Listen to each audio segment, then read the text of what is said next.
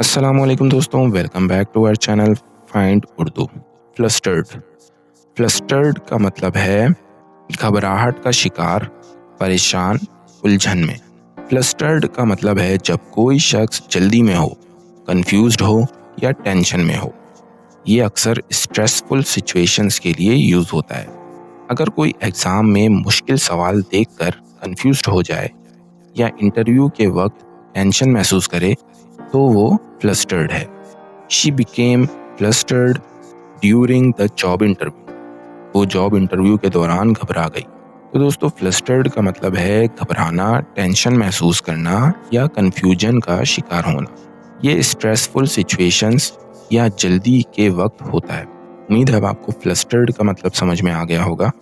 मिलते हैं next video में। शुक्रिया।